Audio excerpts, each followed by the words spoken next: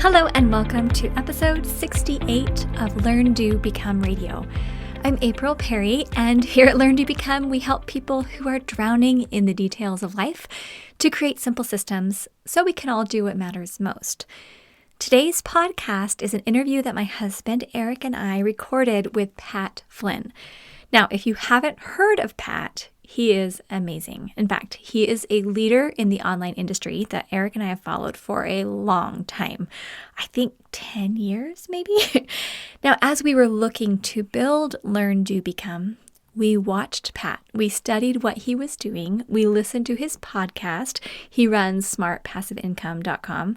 He's seriously incredible. And we found over time that he was a leader we could absolutely trust. At Learn to Become, we know that not everyone is an entrepreneur and not everyone is building an online business, but we found that most people we meet are curious as to how Eric and I do what we do.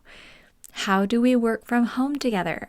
How have we created a life that lets us support a family from anywhere that has a computer and an internet connection?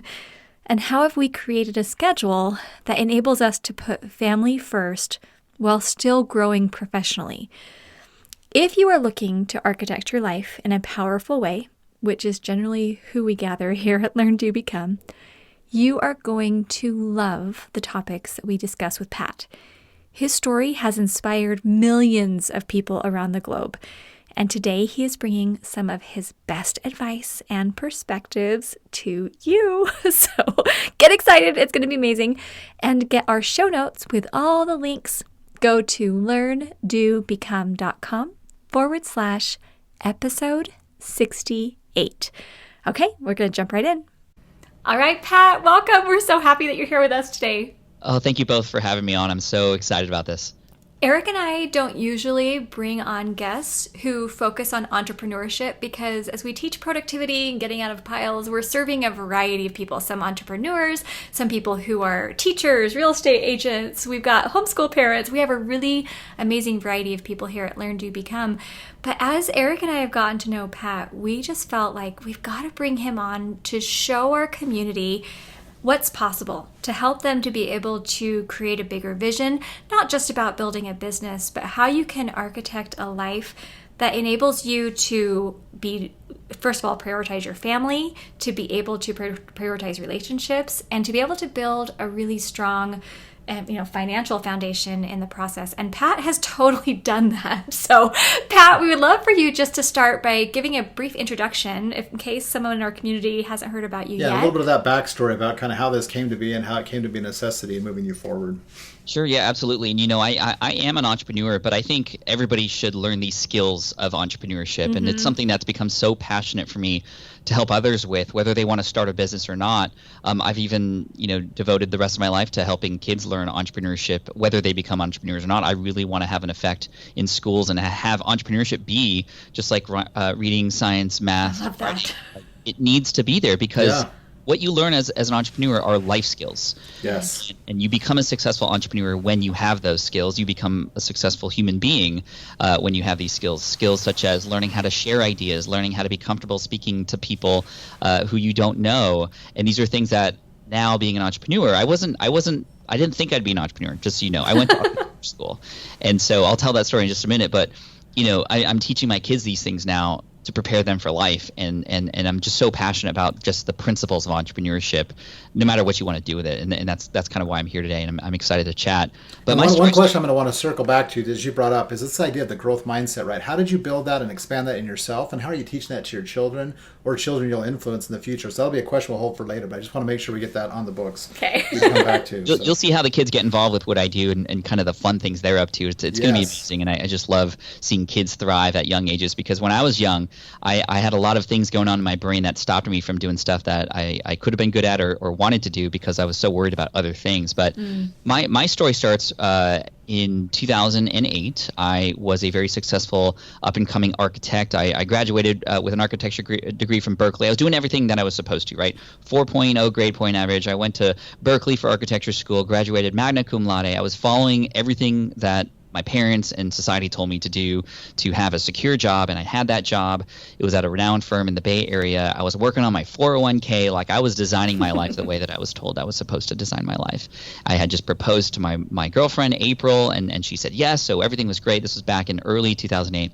Then in June 17, the specific day, 2008, my boss calls me into his office, and he goes, Pat, you're one of the youngest, brightest guys I've ever known, but unfortunately, we have to let you go.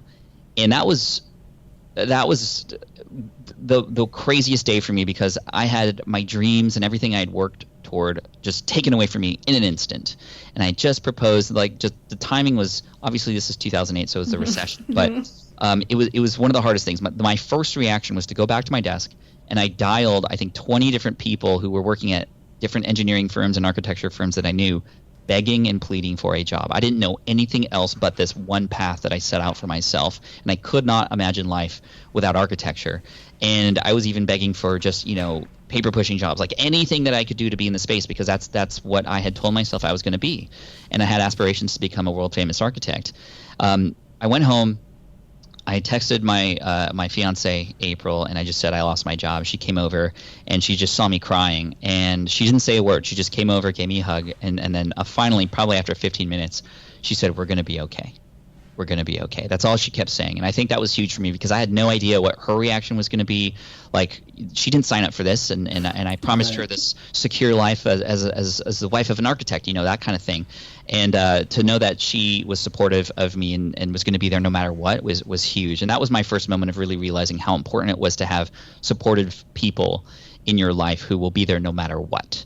And that was huge for me. And I just didn't know what to do. I actually got into this weird phase in my life where I, like, a mild state of depression, and I was watching Back to the Future all day because I just wish there was a time machine I could go back into.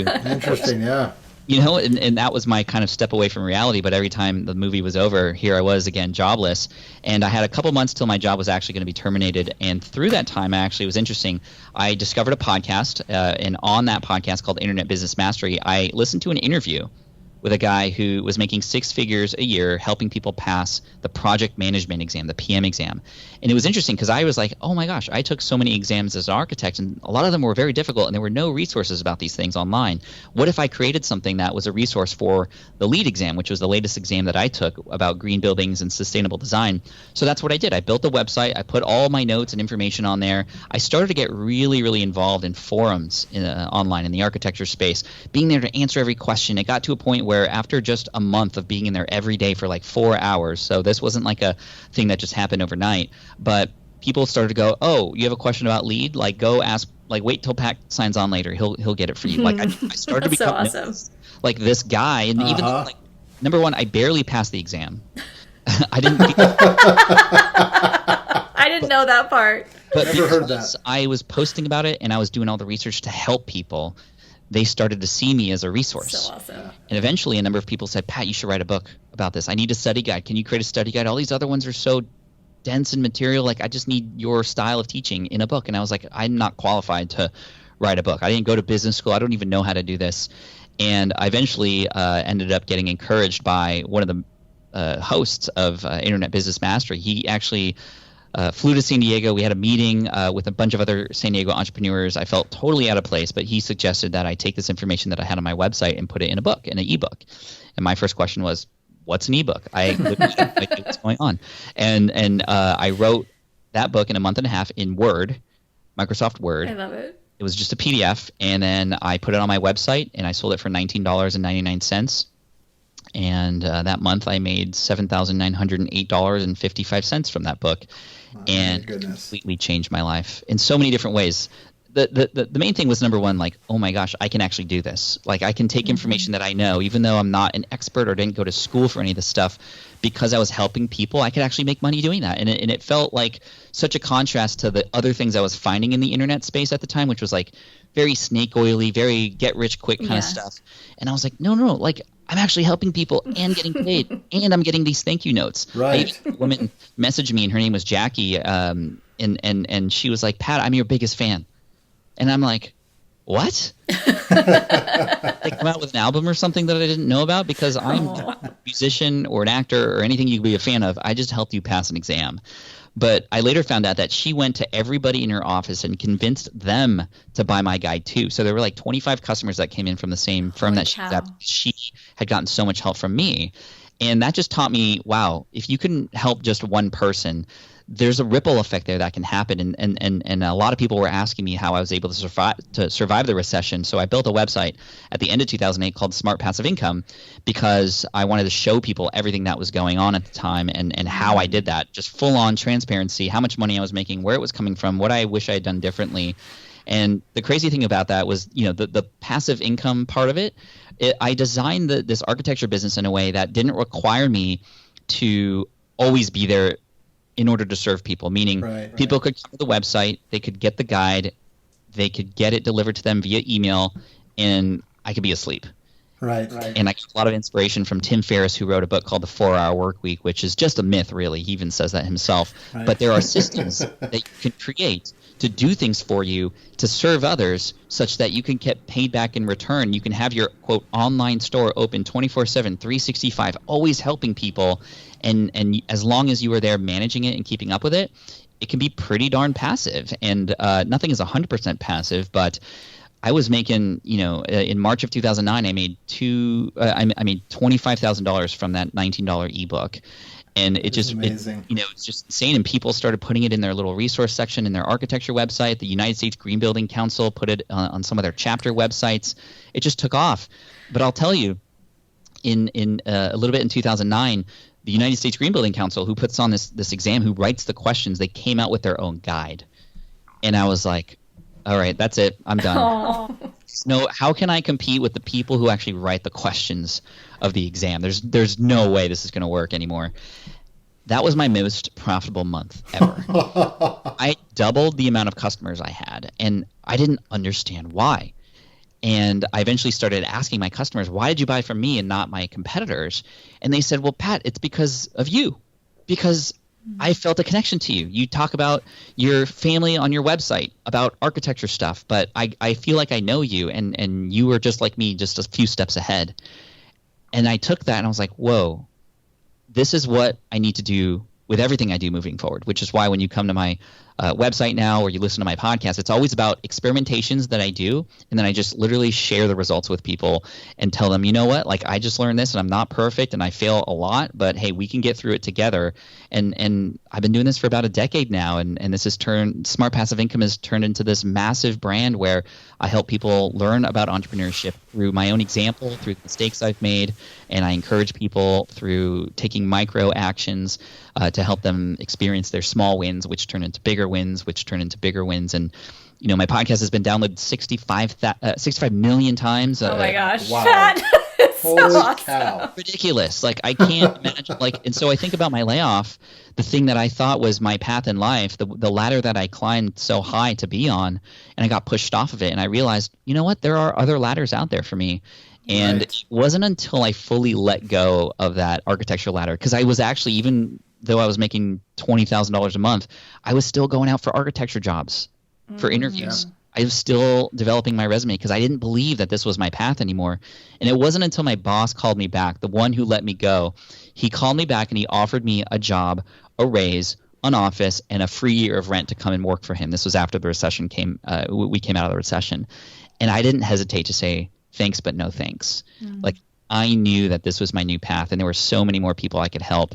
And I'm just so thankful to continue to spread that message and teach entrepreneurship to people of all ages. I have kids who listen to my show. I have people who are 80 who are like, how do I work a computer, become entrepreneurs? It's just the most amazing feeling. Just like I know you guys get, because you guys help so many people with your expertise and what you've learned over the years too. Well, Pat, we love that story. We have loved that story since we first heard it, and every time we rehear it. I would love to go back and unpack a few points or principles that come out that I think would be really helpful to our community as they listen to you kind of speak and teach. I mean, the first is, when you were first let go, right? that day in 2008, I mean, you could have had a mindset and gone into a set of feelings and emotions that could have kept you down, kept you discouraged, depressed, and feeling kind of that worry and anxiety. You see it in the media when people get let go and what happens Right. in really negative ways a lot of times. Yeah, and I love the fact that you just kind of realized, okay, then there was a time, right? You needed some time to process, and I think that's really important because every human needs to be able to process and unpack emotions.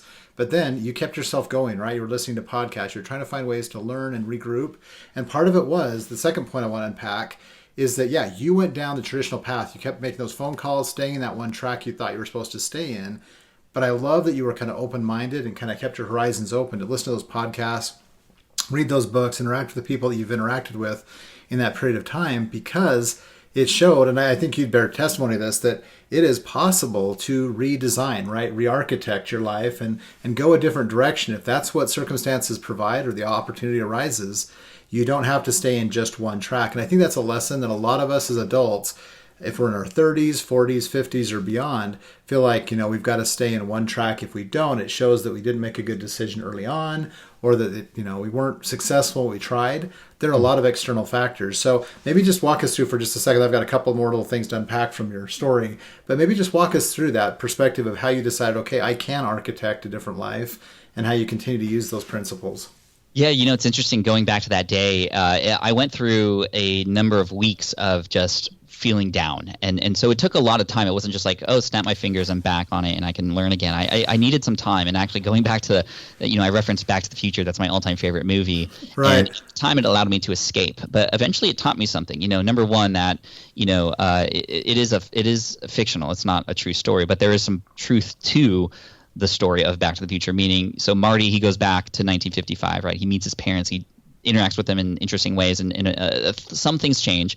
And then he goes back to where he was, and everything is different. A few little minor changes that happened in the past changed everything. And no, we can't go into a time machine and change things in the past to rewrite where we are now, but we can change how we behave and the actions we take at this moment to rewrite the story that's coming to us. I love that and so that's much. why we love you, Pat Flynn, because literally you were back in the future in 2008, and your 2019 would be dramatically different, but for a few of those things you decided to do back then. I love that perspective. Exactly, and it took a number of things. It took, number one, it took me realizing that maybe there was a possibility I could do something else. And that was so hard, letting go of who I thought I was supposed to be, letting go of what other people thought as well. I was worried about what my parents were going to think because they paid my way through college, and I was like, would they be disappointed if I were to try something different? No, maybe I should stick with this path because of what? Something that happened in the past, and circumstances have changed now. So I have to change too. So that was number one. Number two, getting inspired by seeing other people who've done it before me. It's going to be crazy when somebody goes to Mars for the first time because nobody will have ever done that before. Right. It's going to be insane, and who knows what's going to happen. It's going to be probably one of the scariest moments. Things can be less scary when you know somebody else has done it already. Mm-hmm. So the second, third, 10th, 100th person who goes to Mars is going to have a little bit easier of a time. And I had to realize that, whoa, I'm not the first person to ever make a pivot. I'm not the first person to ever start something new and potentially, share some things online and make a business out of a website. Let's go find these stories and get inspired by them. And so inspiration from others who have already paved that path, who can take their years of mistakes and experience and help me cut through things a little bit faster. That stuff is out there no matter what we want to do. And I use that in my life all the time. I wanted to run a triathlon or swim, run, and bike a triathlon. So what did I do? I didn't just kind of try it. I found somebody who did it before me to show me the way to do it and to do it faster, to do it safely, and to be the best athlete that I could be at that time. Same thing for anything online. If I've never done a webinar before, I'm not just going to do it and hope for the best. There are people out there who have done this and there's training, and I invest in that. I invest in these coaches so that we don't have to struggle like they did. Yeah, and there are people willing to help in so many ways, and it doesn't always have to be paid, but you can pay for training and pay for coaching. But there's power in investing and putting your money down. On both sides, but having that mindset to look outside yourself and be able to be able to go do that. We told Pat earlier, one of the things I most admired about him, because he did that, learning from others, and then we have built some of the things we built, learning from him and others, right? It's this whole standing on the shoulders of giants, and we've really appreciated Pat's influence in our lives. But I love the fact that early on when we started following him, one of the phrases he used to refer to himself was, "I'm the crash test dummy for online business," right? And I know it sounds kind of, people are like, oh, why would he call himself that? Because he was willing to put himself out there and do things, try things, little micro tests, and then he'd share, right? He'd let people know what worked and what didn't work. And I'm sure he learned from others. We learned from him. And hopefully others out here will be learning from the things we're sharing today. So I love that mindset that it's possible. And that kind of brings me to another point I want to unpack. You said I put that exam out there, having just barely passed the exam, right? So you could go into that whole pretender syndrome, right? Oh, I'm not qualified. I shouldn't be doing this. But you took what you'd done, your very best work, and put it out there in a way. And it's very similar to kind of what we did to get started, kind of putting out kind of this course that April designed in a Word document or a PDF and just putting it out there, because then people will be drawn to it, right? And even though you're not an expert, you're a few steps ahead of them, like you said. Exactly. And so much of who you are and how you are came through in that offering that people just came in, they got the benefit from the training you provided or the guide to help them pass the exam, but they also connected with you as a person. I just love that, because it wasn't what you've been educated in. You weren't an online trainer or a course developer, but you developed a proficiency, put what you had together, and offered it. And I love that. Right. And, it reminds me when I was before I got laid off and I was in architecture, I was a big personal finance blog nerd. Back when you would read blogs by subscribing to their RSS feed, and you'd have like a feed reader. I was subscribed to like 30 of them, and I just absorbed all of it, which was so much fun. And, when it comes to building a business, and when it comes, like, I had learned how important it was from them to just show up and actually want to help people, because they were helping me with my 401k and all those things at the time. So I got a lot of inspiration from them as well. And that experience with the personal finance stuff taught me so much, because there was one in particular that shared their investments with me, like in publicly. So that's where a lot of my income reports came from, was inspiration from them in the personal finance space.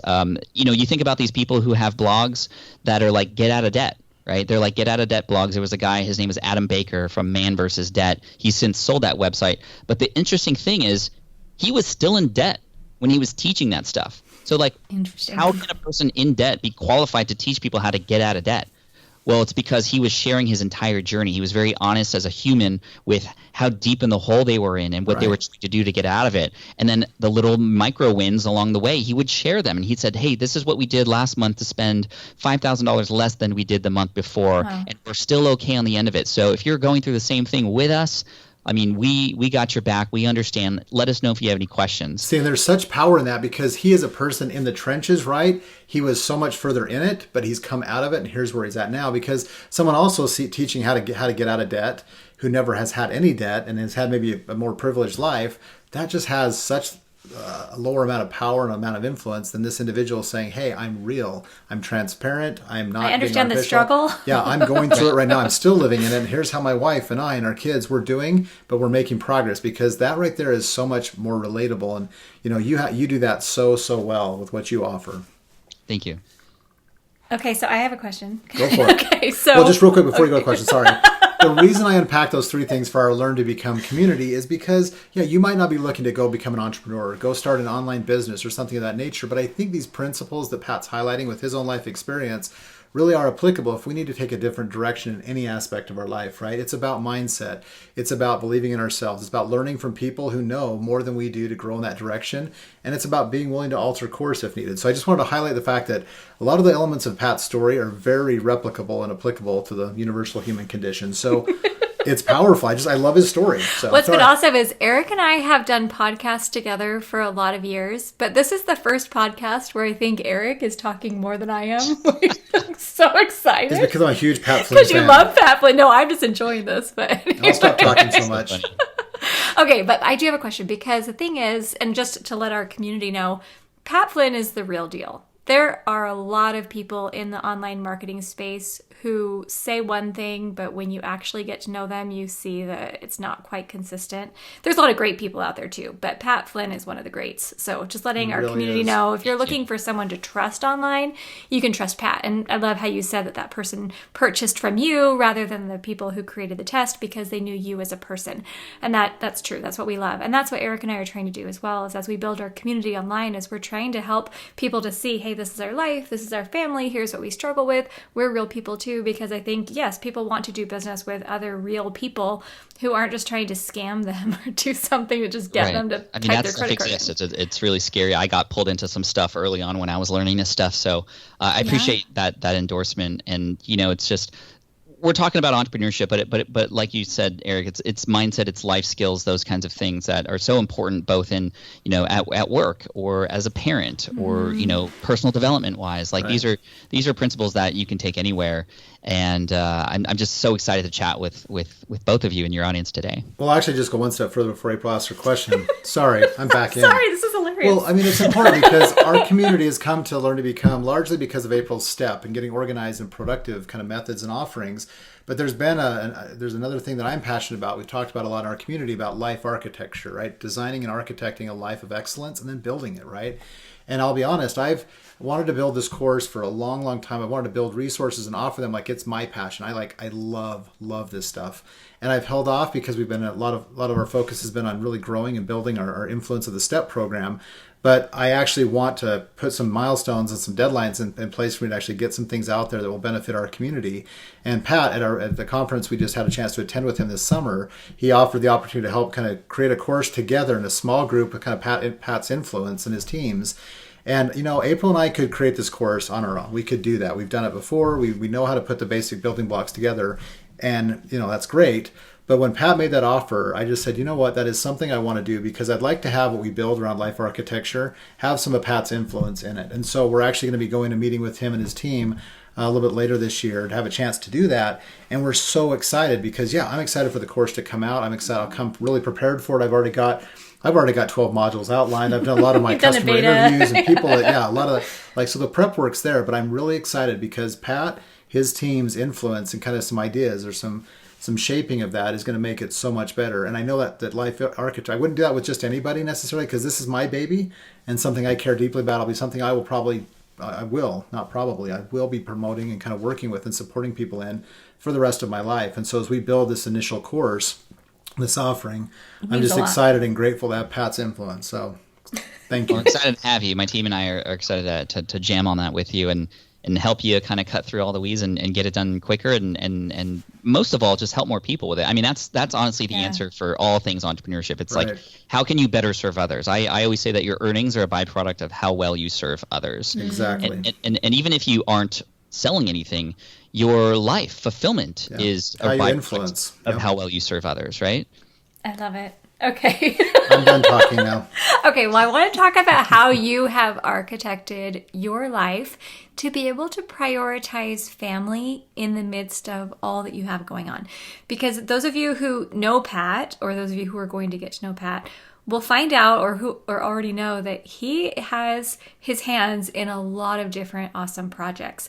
He is traveling, he's speaking, he's putting on online courses, he does affiliate sales, he runs multiple podcasts, he's got live events, books, tangible products. He's got YouTube, he's like all over the place. He's not busy at all.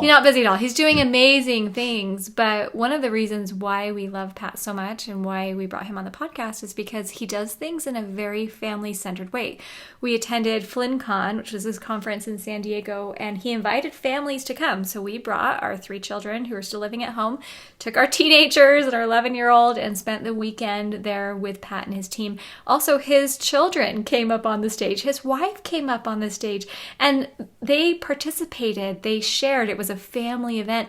And Pat, you mentioned a little bit at the conference, but I would love for you to share a little bit more detail here, how you have decided to say yes or no to certain opportunities depending on how it would impact your family. And I would just love to just hear your perspective on that and have you share some inspiration for our community members, whether they have a business or not, but help each one of us to know how you can actually shape your life so that you don't have to sacrifice your family to have professional success.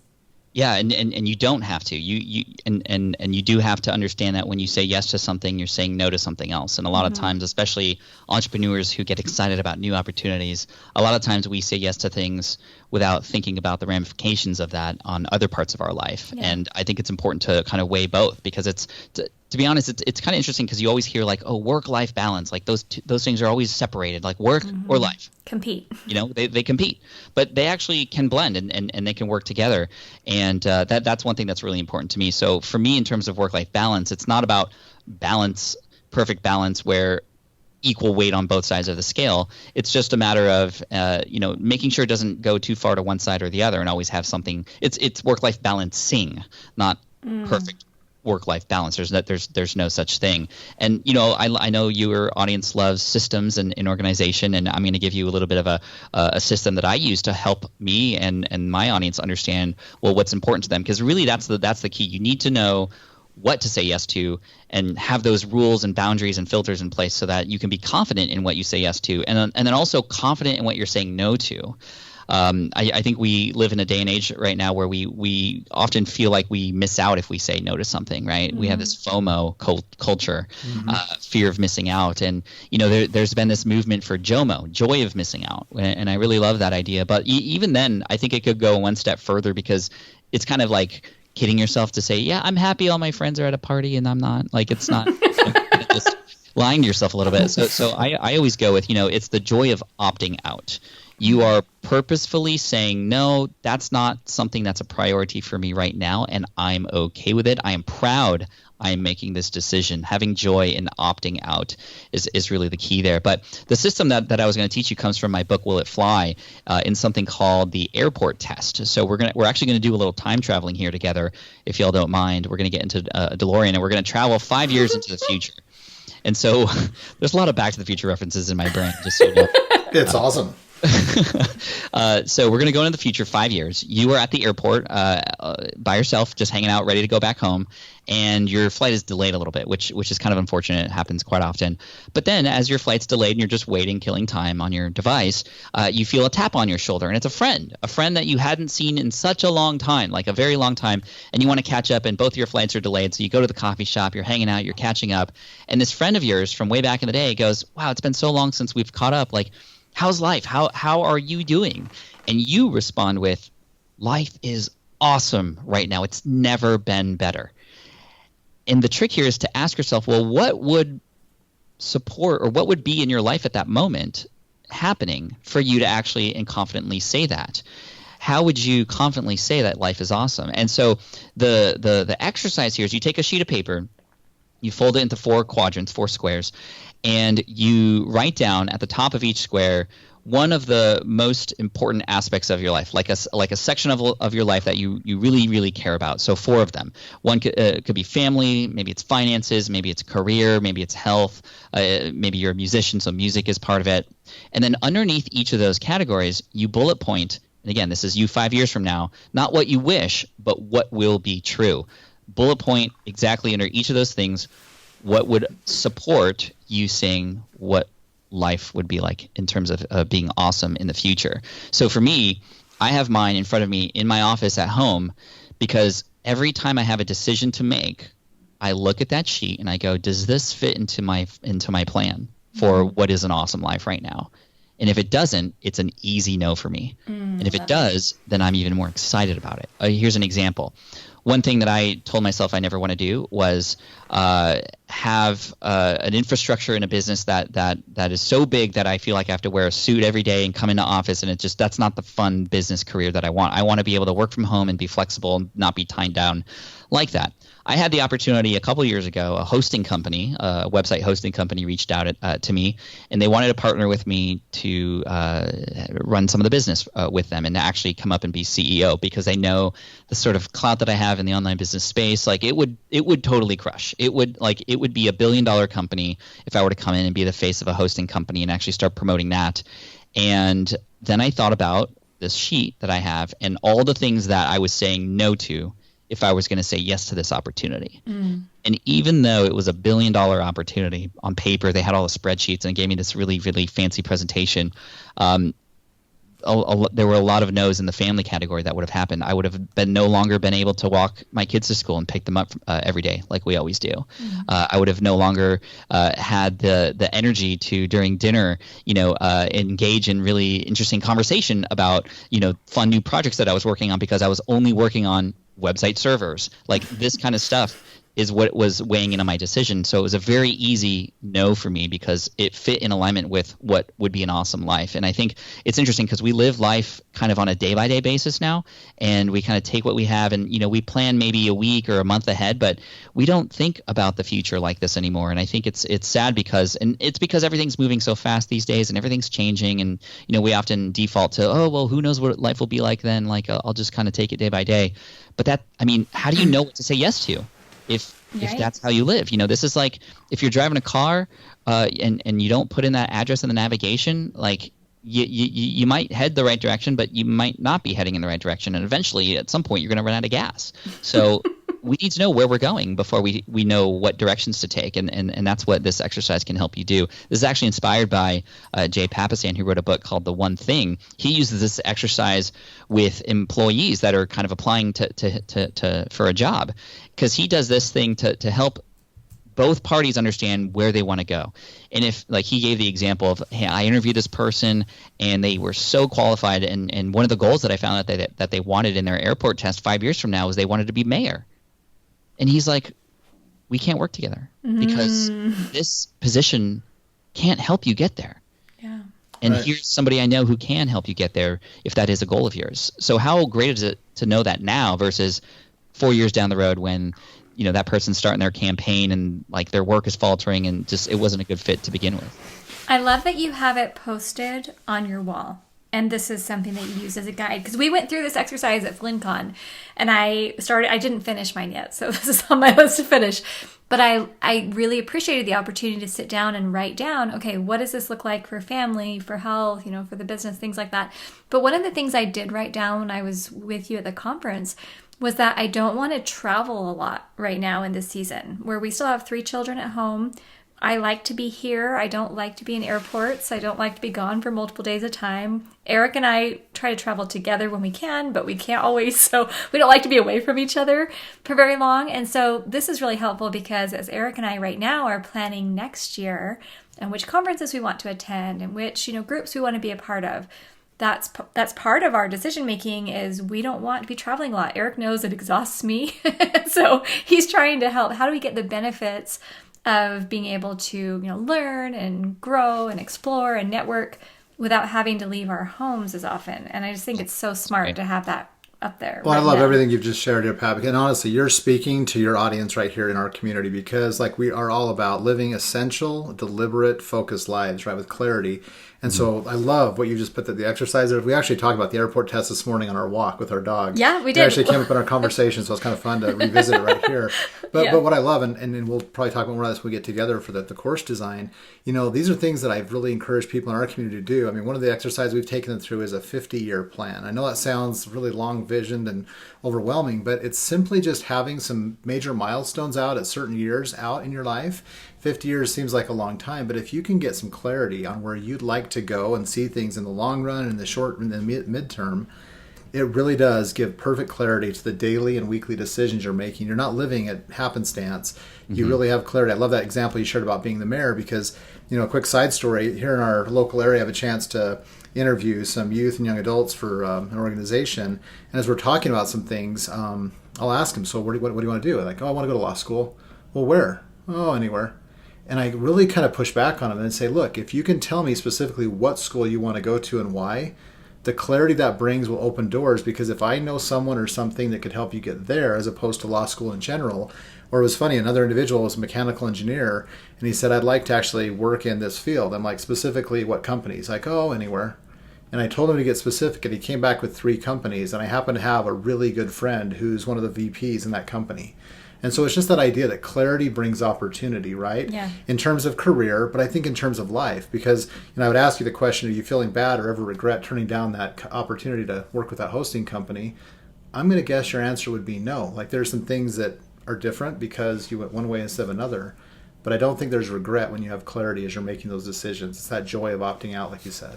Yeah, I feel fantastic that I have the ability to consciously and purposefully say no to something like that. Yes. That makes me feel so great. And, I think creating a plan is so key, as long as you know what your options are. And that's the other thing that's big with me and my kids for sure. And my wife and I try to implore it with our kids, is just showing them all the options. Right. Like making sure that we are there as examples and exposing them to as many things as possible so that they can have as many things to choose from with where they want to go in life. Pet peeve of mine is one of those questions that we always ask our kids. It's like, what do you want to be when you grow up? I think that's the most unfair question to ask a kid, because how do they know what's possible? To them, what's possible is firefighter or baseball player. Like, that's basically it, right? Right. And then or we go, oh, you need to be an engineer. It's like, that's right. We're not them. So our job is to, with my wife and I, we expose them to as many things as possible. We ask them questions not like, what do you want to be when you grow up, but what are you interested in trying next? That's our question. And that's then a great question. I love that. We see what they want to do next. We also do like this. I love this stuff. When they come home from school, it's not, how was your day today? It was, what can you teach me that you learned today? And it makes them so smart, Pat. I love these. Like, oh, like my parents want me to teach them something. Like, my parents aren't better than me. They're like, they want to learn from me too. We're all in this together, right? Like those kinds of things. With my kids, work took my family away from me. Meaning, when I was in school, I didn't see my parents until 6 p.m. at night, and I only saw them for a few hours till bedtime, and then that's it. Literally that's it. So I saw work as something that would take my parents away from me, and I didn't want that to be the case with our kids. I wanted work to be something that could bring us together. So you actually see them involved in things like you said, FlynnCon. You got a podcast with your son? My son and I have a podcast together called All of Your Beeswax. He comes home from school. We just record those crazy conversations about what he's learning at school, and just honestly, if nobody listens, that's okay, because it's awesome.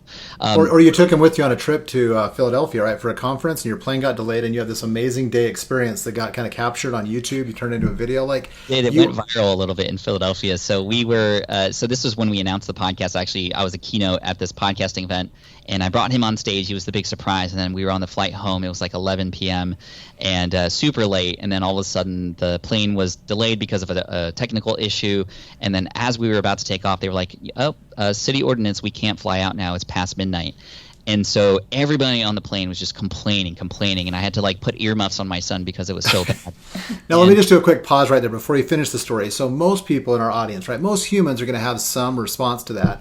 Pat, tell us what you decided you and your son to do with that. So I started hearing everybody, and I was like, this is an opportunity for me to teach my son that you can't always control things. Like, there are some things that are going to happen in your life that you just literally have no control over, and it's going to be up to you how to react to that. So I looked at my son, I said, hey, we're going to have some fun tomorrow. And he's like, what? What do you mean? And I knew that we were going to stay an extra day.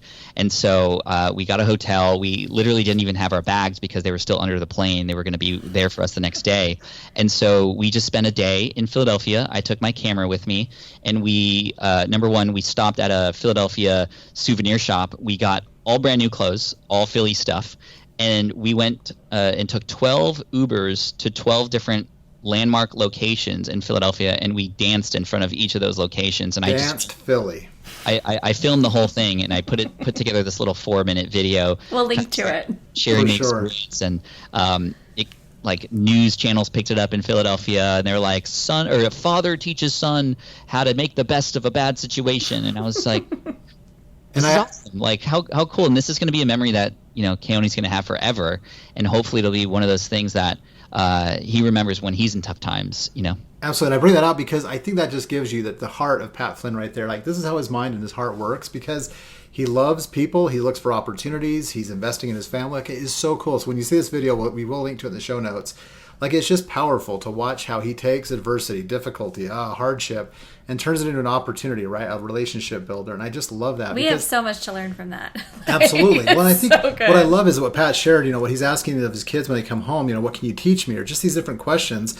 They can apply equally well to any of us at the stage of our life we're at, 30s, 40s, 50s, 60s, wherever we are. Like, it is the ability to redesign, pivot, to make the changes we need to create the life that we want. And I love just hearing Pat share these different parts of his life and his experience, watching how he's created those from different challenges or opportunities, with his family, with his life in mind. Like it is just beautiful. So, and as we get ready to close, Pat, I want to turn it over to you to invite you to share what you have. We're going to create a page, learndobecome.com/Pat. With so we'll lots have these and links. lots and lots of things that Pat has created, done, shared, shown, and it might look like way too much, but like just click around, check out the stuff that looks interesting to you because he offers so much. Yeah, but before I just turn over to you, I just want to share a little story of how much hope Pat brings to the world. So, for example, Eric talked about how we're going a little bit later this year to join Pat and his team for this course creation weekend. Well, I was talking with a friend of mine and told her about it, and she said, well, I have a course I've been starting. I want to come. Can I come too? Even though I hadn't been at FlynnCon, hadn't signed up. So we emailed Pat's team and asked, hey, could we, bring a friend to this? And so we got a yes, you can. And so we told our friend, sure, you can sign up. Could she buy? Yeah, she's buying a ticket to come for these 2 days. So anyway, she had to talk to Jess, your assistant, over the phone to make the payment and coordinate. And she said, that morning when I was calling Jess, I didn't know if she was going to ask me about my course or what my plans were. I didn't know if there was kind of an interview process to get into this or how it was going to work. So she said, I was really prepared. I got up early in the morning. I had all my course materials that I'd already outlined out in front of me. I was so excited about it. She's ready to share. Because I already talked to some of my potential clients and I started getting their feedback and I was so ready, and all your assistant needed was her credit card number and to get, coordinated. Basic details. But she's so excited and she said, you know what, even if I don't even make a lot of money from what I'm doing, this is bringing a spark back to my life because it gives me a way to take my passion and put it into a format that can help other people. And so just hearing my friend talk about how excited she is has been awesome. So now I'll just turn over to you, Pat. But what would you suggest to our community members who might be thinking, well, yeah, what is all this magic that Pat Flynn is creating and how can I get involved? Yeah, well, thank you. And about your friend, we will be chatting with her leading up to the conference, and all the stuff that she prepared for won't be nothing. Of course. Which is fun. And I'm just excited to host you all here and all the other people who are coming. But, I do have a lot of things going on, and there's a lot of different entry points that you could get involved with depending on what you're interested in. I would recommend going to that page and just kind of look around, just see what's available to you. There's a couple of resources that I would recommend for those of you who are definitely interested in entrepreneurship, especially. I have a book called Will It Fly? Became a Wall Street Journal bestseller in 2016, and it definitely walks you through that process of how to determine sort of where you want your focus to be in the sort of business arena so that you can actually validate your ideas up front. That's what that book teaches you to do these little micro tests and little market research so that you can understand that this decision you're making to be an entrepreneur and to dive into a market to solve a certain group of people's problems is worth going into. I see a lot of entrepreneurs who on paper things look great, but they're just not happy with where they're at. And I see a lot of people spend a lot of time and money on something that was kind of doomed right from the start. So I want to capture people right up front to help guide them in the right direction. And Will It Fly is great if you want a little bit more hand-holding along the way. There's also a course there called Smart from Scratch, so we can help you start from scratch, but in a very smart way, just higher level stuff to get you to your first customer. Really is the whole point there. There's the podcast, obviously. I teach podcasting as well. It's kind of what I'm becoming known for right now in entrepreneurship because podcasting is growing so big now, and I teach a lot of people both for free with some free resources and some higher level paid courses as well for those who want to dive deeper. And I'm even doing this fun thing related to, this was my experiment this past year, something related to the video space. It's an invention, actually, a tripod. Yeah. And I've been sharing this whole story of how this product came to be and what we're learning by working with manufacturers and just a lot of the errors that we're making too, like we talked about. And we kickstarted this project earlier this year in 2019. And it made about $500,000 from backers who just trusted us because this was just an idea, and Kickstarter is a platform you can use to sort of validate your ideas and get people to pay for it before you even make it. And we're about a month away from shipping, so it's just. And you want to share the name of the tripod? It's an amazing design, amazing kind of the way it functions. What's it called? It's called a Switch Pod, it's just I love trying new things and experimenting because every time I do that, even if I fail, it's always a lesson for people. So you can kind of follow along and just, I hope to have you as a member of Team Flynn at some point in our community. That would be cool. So awesome. Okay, so we'll have all of these links at learndobecome.com/Pat.